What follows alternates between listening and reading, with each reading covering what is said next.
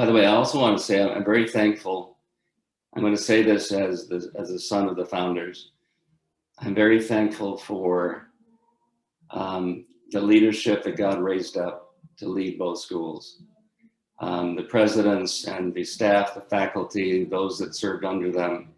Just very grateful for what came afterwards. And I want to express that on behalf of my dad as well as my mom. For those that have served for many years, it's not easy to run the school or to fill those shoes. What if writing a book is not just a way to transform the lives of many people, but also a way to create financial freedom and leave a legacy?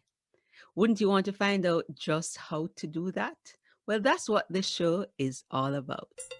Hi, I'm Hennika Watkis, Porter speaker, coach, author of Podcast Power, and the host of the Entrepreneurial You podcast, inviting you to listen to the Authorpreneur Secrets podcast, brought to you by Ruth Taylor, best-selling indie author and the Caribbean's most trusted voice on entrepreneurship. Tune in for inspiration, information, and innovation to write and win with books. Get ready to dominate entrepreneurship. Greetings, Authorpreneurs. Welcome to episode 13 of the Authorpreneur Secrets podcast. I'm your host, Ruth Taylor, and this is a show where we give you the roadmap to win with books, beyond book sales, and dominate entrepreneurship. We want to make the Caribbean the home of independent publishing and show our people not just how to write and publish books, but how to leverage them to transform lives, to increase their income, and leave a legacy. We're continuing our Untold Stories Volume 1 book series feature. It's about the Caribbean Graduate School of Theology and its transformational impact. And today, our special guest is Stan Gerig. He is the son of the founder of the Caribbean Graduate School of Theology, CGST, and the Jamaica Theological Seminary. But we're focusing more on CGST. And he is going to be talking to us about his father's legacy, his current role at CGST as the acting chairman of the board. And I tell you, he wrote a wonderful foreword for the book. I'm holding up the book. And when I read it, it had me in tears. And each time I go back to it, it is his foreword that is now like my anthem and my reason to push forward with this series.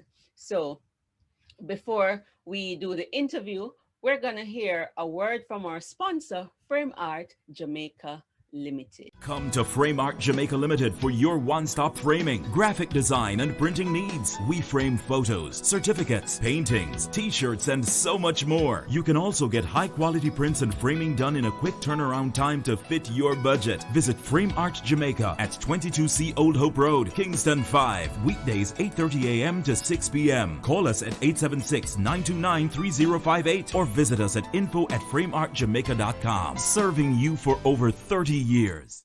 So Stan, welcome to the show. Thank you. Glad to be here. It's good to have you. So I believe I read that you were actually born in Jamaica. Is that so? Almost. Almost. Okay, so you're not one of the children who was born while he was serving as a missionary here. So take us back to the memories of your dad while he was doing, and your mom while they were doing their work in Jamaica, those 43 years as missionaries. Since you brought up the children and people born in Jamaica, I just might add that my older brother was born while my dad was doing his thesis in seminary in New York. In fact, his professor called him Stephen Thesis Gerig because he knew my dad was consumed with that. They came to Jamaica, and my sister, Laurel, she was born in Mandeville. And I was born actually when they were back on furlough in Auburn, Indiana. And I was 6 months when I went back with them to Jamaica. It was a big decision on my part, but I thought that was the wisest thing to do at that point. And then I grew up in Jamaica and did not officially leave until I graduated from Wolmer's High School. Came back for college. So that's sort of the background with the children. Regarding my parents and my father, I can tell you that he was somebody who was very calm. He was very committed to the things he was called to do. He was also very caring. With all the things that he was doing for the schools, as far as the children were concerned, we were aware that he was doing things, and he'd come back and forth, and we lived on campus, and but we had no idea what all he was doing. And we've had to learn since then, since growing up, and actually I've learned quite a bit more by having to go through his papers and his personal concerns after his death. And it's I'm just amazed at what was accomplished, what God did through my mom and dad. Very simple people, very humble people coming from humble backgrounds. Regarding the introduction to the book, I just might say that was a God thing, something he impressed on me to share in the context of my father's death. And so I was able to put it down on paper, but what is expressed there is just absolutely was the heart of their ministry, to small up themselves but big up Jesus. And so in a sense, that's my life mission as well. And I know that in starting JTS, the motto for the school was that I may know him, that I may proclaim him, coming out of the epistles. And that's also become a motto of my own life. And so there's things that naturally picked up from my parents just by having to live and had the wonderful opportunity to grow up in Jamaica, which was a wonderful experience. From my parents, we really learned a commitment to Jesus. I could get up early in the morning, you'd find my dad having devotions out on the veranda by himself personally. And then he insisted on family devotions regularly. And we were at church whenever the church was open, essentially. And we got to attend Grace Church primarily. That was down the road. And that was our home church. And has a very fond place in my heart. So my mom also was very committed. She was on the quieter side. She was the one who really landscaped the two schools' campuses. She was very much into plants and beauty, and she enjoyed doing that, and she did it very, very faithfully, and along with her teaching responsibilities at JTS. I know there were several students that testified that they were terrified of her typing class.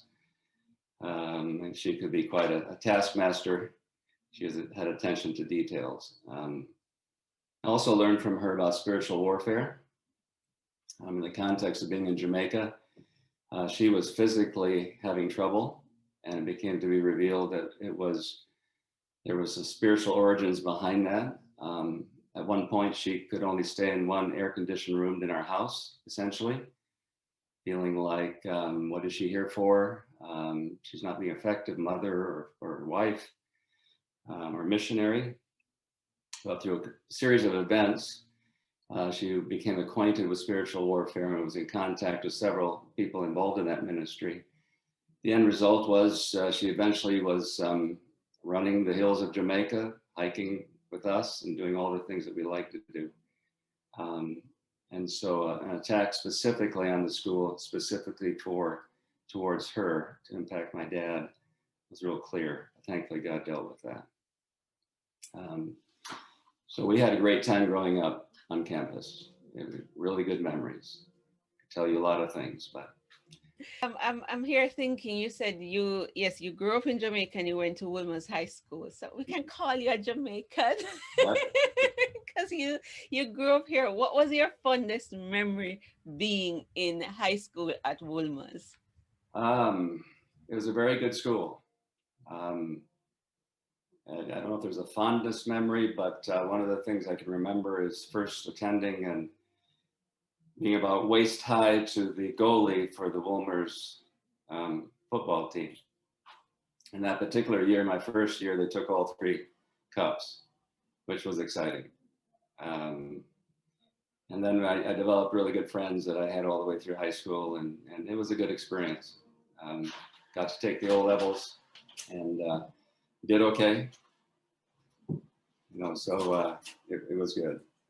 Okay, awesome. One of the things I appreciate, because there has been so much focus on Dr. Zenas Gerig, is that you have spoken to us about your mom's role in it. And I made sure in the book, in part 1, it only takes a spark for those who are watching on YouTube. It's a picture of the couple. And I said, although Dr. Gerig is the inspiration for this edition and the one who got the national award, it was a couple's effort. Without Mrs. Gerig's contribution, he could not have achieved all that he did. Because, beside every recognized man is a woman, but she was not just there beside him. She was integral in the vision. She was actually on staff teaching. And I know they had the first school in their home with JTS. And so it was really a partnership. Yeah. And we want to thank you for highlighting that. We can really learn a lot from that. Any thoughts on that as it relates to husband and wife in ministry? What did you see or learn that could be helpful to other husband and wife doing ministry? Well, they certainly supported each other. One of the things that was unique, I think, to our home in one sense is that in talking to my siblings, we never heard a heated argument between the two. Now, I suspect things happened behind the doors, perhaps, but they really sought to honor one another and to serve together. And the different roles they had to play, they did it well. But again, Jesus was the center, and they encouraged that in our own lives. My mother actually led me to the Lord when I was 6 years old, which was, I remember that obviously, but very key in raising the family together, plus working together. It wasn't uncommon that around our kitchen table, we would have JTS material scattered and be walking around collating things and stapling things and to help Dad out. One little fun memory is that when Dad would have dignitaries over, he would have them out on the front veranda where it was cool. He would usually serve some kind of treat as well as some kind of soda pop. And that was pretty much the only time we could have that, because if we served it, we got some. And so that was part of our ministry in the schools, is to help Dad and Mom entertain. I like that. And we just want to say to our listeners that Mrs. Gerig is very much alive.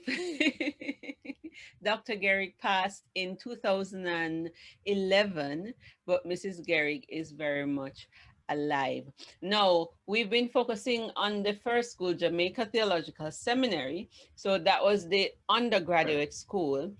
And then the Caribbean Graduate School of Theology is the graduate school. But now that you are in the seat as acting chairman, what prompted you to get involved in or with CGST? I don't want to ask a controversial question, why not JTS, but why did you choose CGST? Well, it was sort of chosen for me. I might mention that my mom and dad were ready to retire and ready to leave the island. But circumstances came about that CETA, Caribbean Evangelical Theological Association, wanted to start a graduate school somewhere in the Caribbean. And eventually they settled on Jamaica and Kingston and asked my dad to be the coordinator for that project. So they were ready to retire, but they stayed on to start the school. And he remained coordinator until they left in '97. And so the schools went on from there with different Caribbean leaders. My mom and dad's goal was to work themselves out of a job. They wanted to see qualified Caribbean leaders take over from what they were led to start. And they were successful at that and passed on the reins to others. And so they moved back and they actually lived with us. My mom is living with us here in Michigan. I like to tease them. The weather's a lot the same, but they know better than that. So time went on, and eventually Dr. Noel East, who is the President Emeritus and Ambassador at Large for CGST, he also is the President of CETA, and by virtue of that, he is on the board, an ex officio member, because he's the president by bylaws. And so he's been serving on the board as well, but he approached me with the possibility of serving on the board. That was in 2017. We prayed about it and considered it and just felt led that this is something that we should do. Feeling in a sense very underqualified to serve in that position. My level of education was a Bachelor's of Christian Education from Fort Wayne Bible College. And I also am trained as a respiratory therapist. I work in the medical field for my bread and butter at this point. And so I've never been in graduate school. And to be asked to be on the board was a privilege, was an honor. I recognized it was probably had a lot to do with who I knew, not what I knew, but was willing to serve after praying about that. Then in 2019, the acting board chairman at that point wanted to step back, and he asked if I'd be considered, or I would consider taking over that role. Again, that was a big prayer effort on our part to determine if this is what we really should do. And eventually felt like God said, well, if they will accept you as the acting chairman, I want you to do it. And so in the meeting, they did choose to put me in that position. And so in a sense, it was chosen for me, not so much me going after it for sure. I do want to say that I'm very thankful to be able to serve with who I believe are giants in the evangelical community on the board. We have very qualified people on the board, and I'm just delighted to serve with them. Dr. Noel East, by the way, was the president of both schools. He was asked to do both as well for about 20 years, and so he's very well experienced with both schools. And I'm also serving with Dalvern Williams, who actually helped my dad start CGST way back at the beginning. So there's some roots that go way back, and I appreciated serving with them as well as the others. By the way, I also want to say I'm very thankful. I'm going to say this as the son of the founders. I'm very thankful for the leadership that God raised up to lead both schools. The presidents and the staff, the faculty, those that served under them. Just very grateful for what came afterwards. And I want to express that on behalf of my dad as well as my mom. For those that have served for many years, it's not easy to run the school or to fill those shoes. Very thankful for that. Also very thankful for the students that have come. Labored hard, and I graduated for CGST. Over 700 students have graduated and now impacting the Caribbean and the world. And so for that, we're very grateful. I'm in awe of that. And as I mentioned in the recorded thing before the book launch, is that in a sense, it brings me to tears to think about what God can do with some very humble people that are just willing to serve and to follow through with that. So we're very grateful, and specifically for CGST, Dr. Noel East, Dr. Newman, Dr. Keene, Dr. Corbin, now Dr. Carr are in the leadership position. We're very grateful for what they're doing. Amen. I love that. And you would have seen me trying to look down because I'm going back to the book, because you are following in the footsteps of your dad in a way that I'm not sure you recognize. One of the things you wrote in the foreword is that once married, they sought to big up Jesus in the same way. Then you went on to say, my father's conversion to Christ, his early home church ministry, his attending Bible college and seminary, his decisions to become a missionary, to go to Jamaica, to pastor, to attend Indiana University for a better education, to start 2 institutions of evangelical higher learning, to serve on numerous boards, to write multiple bylaws for multiple organizations, to help start evangelical organizations, were all done at the request and guidance of others. So it isn't a lot of self-promotion. It is people seeing potential and saying, here's an opportunity. And I really love that. And the fact that we can also see succession planning. And when you said that your dad tried to work himself out of a position, that is a golden nugget for leaders, because if the leader doesn't have any successor, then they haven't really led well. And it is testament to the family legacy and to your dad being a transformational leader. Personally, as a graduate of CGST, and even reading this, what I am impressed about and what continually comes home to me is the fact that your dad was unassuming. So calm, not very articulate. I was speaking to another past student who knew him, but yet he did so much. And the message to me in that over and over, every time I'm struggling with feelings of inadequacy, I go back to say, people didn't think Dr. Gerig could do so and so. I don't need to feel adequate. I just need to be called. And if Dr. Gerig did it, so can I. So I say about the same thing to you. You feel you're on the board because of who you're associated with. But you're there because God has called you to be there. And just like your father, I believe God is using you and will continue to use you to move the school forward. As the acting chairman, what are you expected to do with regards to the school? My role as the acting board chairman is to facilitate the discussion, to organize the meetings, to call the meetings, and to try to keep us all going together. You can appreciate with a variety of people, including an international board, because we're not just located in Jamaica. By bylaws, we're supposed to be both almost like a half and half Jamaican board members as well as international board members, to try to keep the Caribbean focus and worldwide focus.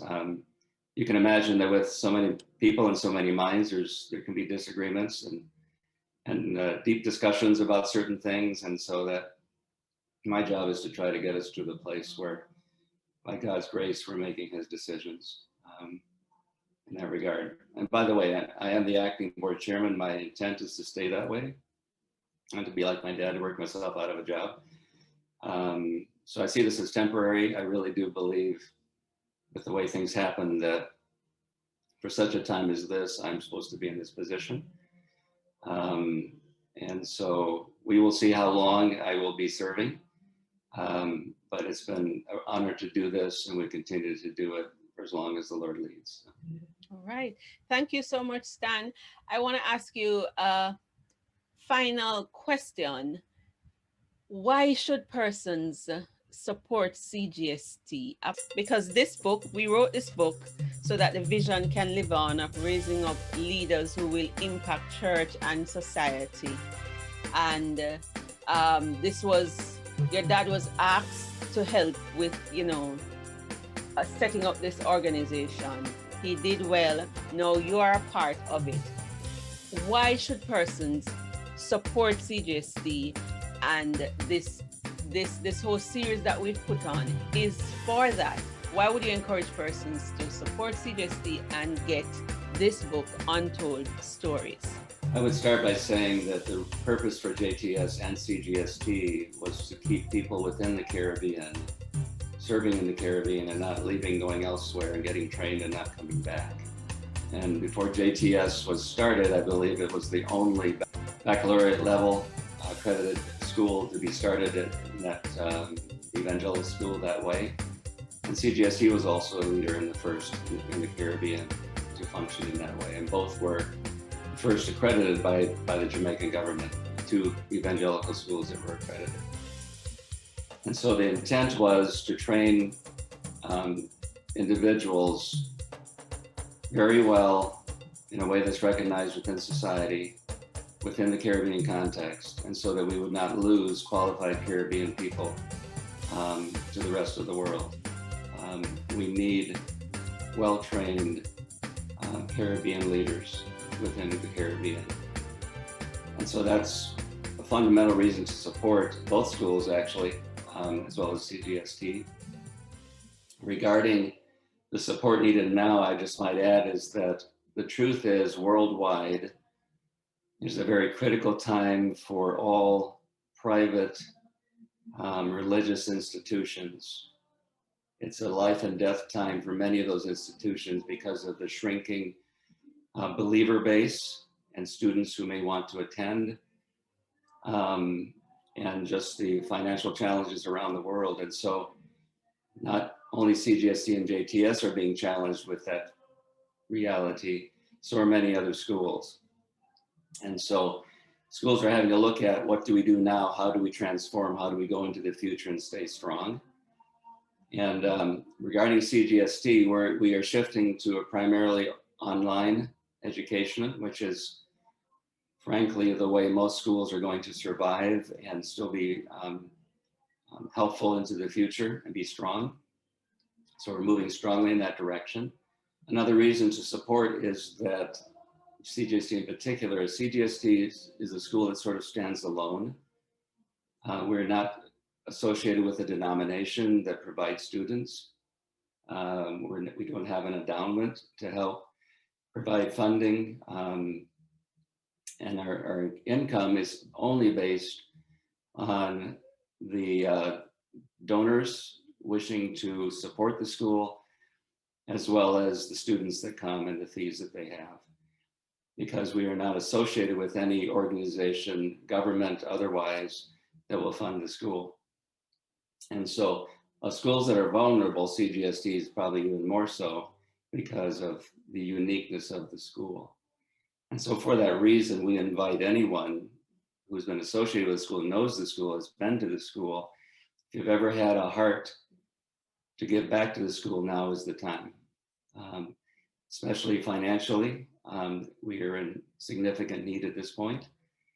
And so we're looking to the Lord and looking to others, and we're very thankful for this outreach that the book is having to help raise the awareness as well as to raise potentially the financial assistance that currently is needed. Thank you so much, Stan, for telling us why we need to support CGST and even Jamaica Theological Seminary, but because volume 1 is about CGST, let me close by again affirming that your dad's vision is very much alive. You said that the school was primarily set up, the school, so that we could have leaders develop and serve and stay in the Caribbean. And God has a sense of humor. You know, to stop the brain drain, because some of our brightest minds often go overseas. And I think God just set me up. So in a very personal way, I wanted to go to Oral Roberts University. Okay. I went to my pastor and told him my plans. And he, being a graduate of JTS, redirected me and said, why not go to JTS? It is accredited. And the truth is that it has accredited programs, but, you know, colloquial just speaking, we say it is accredited. So I went to a meeting and then went to JTS and I stayed at JTS serving, eventually became the registrar, and I never left, served faithfully, immediately started working there. After graduation, I was invited on staff. I was invited on staff. I didn't apply for a position there. Then no, I was thinking of going to Yale because I was told that I am academically bright. So I graduated with first class honors from JTS. And then a graduate of CGST, Dr. Black, who was the then president of JTS, he said, why don't you consider going to CGST? And he said he would cover one of the courses. And then he said, I want you to go to CGST and I want you to do this particular program because I believe you can write. And I had no idea that I could write. And then at the end of my missionary journey, serving with Operation Mobilization, I was looking to leave Jamaica to go overseas again to do my doctorate. And I remember praying, and the Lord said, don't migrate, live in the land, feed on truth, and I will sustain you. Wow.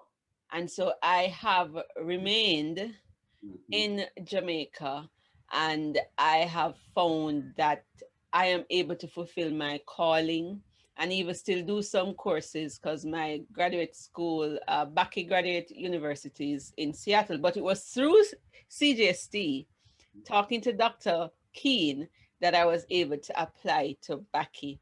And so I'm saying the vision is alive and well. So from the Caribbean, we are serving the Caribbean and serving the world. And that is because your father had the vision, and we are developing our region, and not everybody has to leave to find employment and to find their calling and to thrive. So I am a trophy.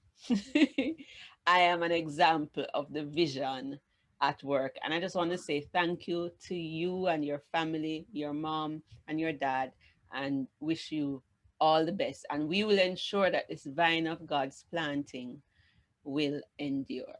Thank you so much. We sure appreciate that. And that's testimony that warms my heart. I'll share that with my mother. Indeed. It's exciting to see you being able to minister that way.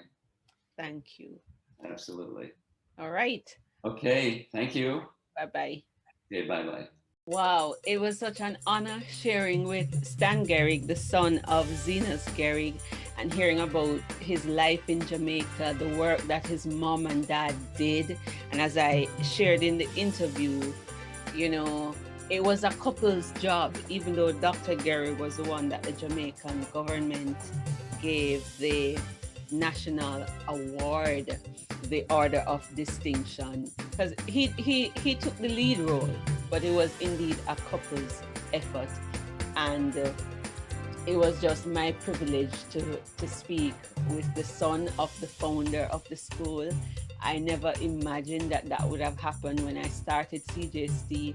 I wasn't even thinking of it so much when the idea to start the Untold Stories book series. And so I just want to encourage you, our listeners, to go to cgsd.edu.jm and check out CGST. There are 2 main programs that are offered now. There was a time when there were about 7 different programs, but as you heard Stan saying, that it is a critical time for theological institutions around the world, and private institutions are struggling, and so we've had to scale down. So it's the Master of Arts in Theological Studies and the master's degree in counseling psychology. So those are the 2 degrees that are offered there. So this concludes our focus on the book Untold Stories, Volume 1, CGST and its Transformational Impact. So you can go on Amazon and get the book. It's $19.99 for the book. And remember, this is fundraising as well. That's for the paperback book. And the Kindle book is $9.99. You can also go to CGST's website and order the book. Now, we're not going to be doing a short read. I read some stuff from the book during the interview, and we just want to thank you for listening and invite you to share this episode. And remember, write and publish your story so that others can be inspired and bring greater transformation to Caribbean society and the world at large. So take charge of your publishing, go pen it to win it, and dominate authorpreneurship. This is Ruth Taylor saying, ta for now, until next time. I'm Tamara Francis, educator and editor. Don't forget to rate, review, subscribe, and share the podcast with your network. If you'd like to increase your impact and income with books, visit AuthorpreneurSecret.com for more resources including the books Pen It to Win It and Authorpreneur Secrets. Join the Authorpreneur Secret Academy membership group for courses, coaching, and community support to write, publish, and win with books. Enrollment is in January and June each year.